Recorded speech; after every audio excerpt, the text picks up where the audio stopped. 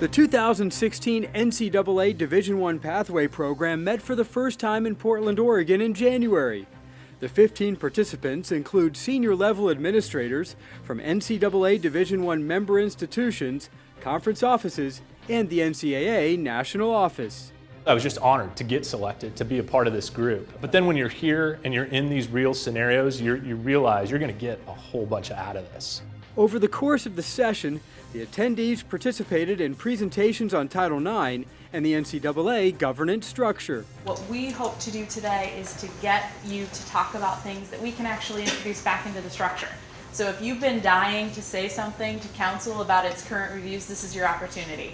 Each of the 15 participants submitted a written report prior to the session in which they were the athletics director and they had to respond to Title IX allegations of hazing, misconduct, alcohol abuse, and sexual assault. In Portland, the participants were divided into 3 groups to take on a new challenge.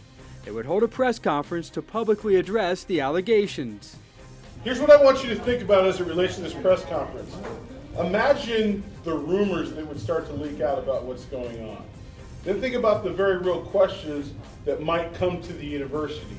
Then think about a university president looking at you saying, you're going to need to manage this. You're going to need to pick one opportunity to speak to the public and help us move forward with this situation. That's how you've got to look at this. Which means you're going to have to deal with all of it. If you can. That's part of what you have to work through. Some of this you can't talk about in detail, even when you get questions. In preparation for the press conference, the groups had the opportunity to consult with subject matter experts, a Title IX coordinator, an associate dean of students, and an associate general counsel. On Sunday, the 3 press conferences were held and videotaped for future feedback. The things we can share are what we're doing institutionally to make this a safe environment for all students, and that includes our prospective students. Even though that some of these things are mock, you feel the energy, you feel the nerves, you feel the pressure, and I thought that was pretty fantastic. You get in this room with your peers, and we're all smart, we're all successful. We've all been in the game for 10 years or more, and just walking away from that going, God, we might be in a good place, right?